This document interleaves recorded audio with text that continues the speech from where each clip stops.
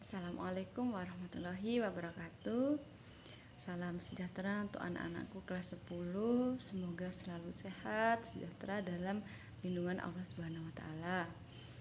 Baiklah, selama di masa pandemi ini untuk sementara kita tidak bisa belajar atau bertatap muka secara langsung, namun tidak memutus harapan kita untuk selalu belajar dan belajar meskipun kita lewat daring.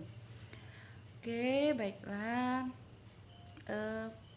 Sebelum kita memulai materi kita, baiknya kita berdoa dulu agar kita diberi kenyamanan dan kepengetahuan yang luar biasa dari Allah Subhanahu wa taala. Baiklah, berdoa dimulai. Selesai. Baiklah, kita lanjut materi kita. Silakan kalian buka LKS kalian, itu halaman 12 mengenai mengkaji realitas sosial di masyarakat. Nah, mengkaji realitas sosial di masyarakat. Ini ada pengertian realitas sosial menurut para ahli. Ibu jelaskan satu saja dari ahli tersebut. Itu adalah ahli yang sangat familiar, yang sering keluar di sosiologi baik kelas 10, 11 maupun kelas 12, yaitu adalah Emil Durkheim. Nah, menurut Emil Durkheim, realitas sosial ini adalah cara bertindak, berperilaku, berperasaan, cara-cara kita berpikir itu bersumber pada satu kekuatan dari luar individu. Maksudnya adalah kekuatan yang tercipta dari luar diri kita sendiri, bisa teman, keluarga, dan lain sebagainya. Itu menurut Emil Durkheim. Oke, kemudian macam-macam realitas sosial. Nih, realitas sosial ini ada macam-macamnya ya. Yang pertama adalah interaksi sosial. Interaksi sosial ini adalah hubungan timbal balik manusia antar individu dengan individu, individu dengan kelompok, maupun kelompok dengan kelompok. Itu adalah interaksi sosial, baik berupa lisan maupun non lisan, ucapan maupun secara tidak langsung ya. Kemudian selanjutnya adalah kebudayaan. Kebudayaan ini sebagai sesuatu untuk memenuhi kebutuhan hidup manusia atau adat istiadat yang kebiasaan yang biasa dilakukan. Itu adalah kebudayaan. Kemudian selanjutnya adalah nilai dan norma sosial. Ini dua kata ya, nilai dan norma sosial. Nah, yang pertama adalah nilai. Nilai ini berupa prinsip-prinsip, patokan-patokan maupun keyakinan yang berlaku di masyarakat. Prinsip, patokan maupun keyakinan yang berlaku di masyarakat. Sedangkan norma sosial ini adalah merupakan bagian konkret, yang sangat detail dari nilai-nilai sosial tersebut. Nah, jadi isinya norma sosial tadi adalah nilai sosial ya, yang bisa dicontohkan seperti adanya hukum, kaidah, peraturan, dan lain sebagainya. Kemudian selanjutnya adalah stratifikasi sosial.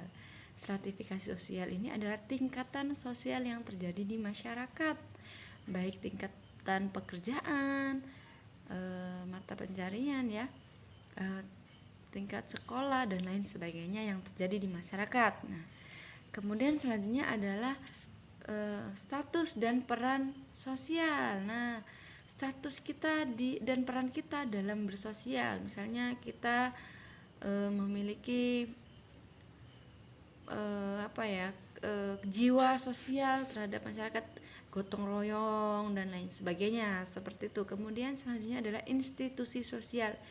Ini bisa disebut dengan kelembagaan ya, kelembagaan sosial, kelembagaan yang ada di masyarakat, misalnya anggota legislatif dan lain sebagainya. Kemudian perubahan sosial, ini adalah perubahan yang terjadi dalam diri kita terhadap publik terhadap masyarakat, terhadap sosial. Itu adalah perubahan sosial. Oke, Ibu rasa materi kita cukup sampai di sini. Jangan lupa terus belajar dan belajar. Patuhi protokol kesehatan, jaga kesehatan selalu. Ini ada soal, Ibu harap kalian bisa kerjakan di rumah dan kumpul minggu depan bisa, atau langsung japri ke WA Ibu ya. Nomor HP bisa tanya sama temennya yang sudah ada. Oke, ini adalah latihan siswa halaman 15. Kalian buka di LKS kalian sosiologi halaman 15, ada latihan siswa 5 soal. Ibu bacakan soalnya. Yang pertama adalah bagaimana definisi realitas sosial menurut Emil Durkheim. Nah, ini sudah Ibu jelaskan tadi ya. Kemudian yang kedua, uraikan mengenai interaksi sosial sebagai salah satu realitas sosial di masyarakat. Diuraikan, dijelaskan ya. Kemudian yang ketiga, sebutkan konsep realitas sosial yang dipelajari dalam sosiologi. Konsep-konsepnya. Nah, selanjutnya soal nomor 4, bagaimanakah hubungan antara norma sosial dengan interaksi sosial? Dan soal yang terakhir, mengapa anggota dalam suatu komunitas memiliki rasa solidaritas yang tinggi? Itu 5 soal yang sudah Ibu bacakan. Bisa lebih jelas lagi kalian buka di LKS kalian halaman 15. Oke, sampai di sini dulu belajar kita. Semoga bermanfaat. Sampai ketemu di lain waktu. Mohon maaf apabila ada kesalahan. Wabillahi taufik wal hidayah. Wassalamualaikum warahmatullahi wabarakatuh.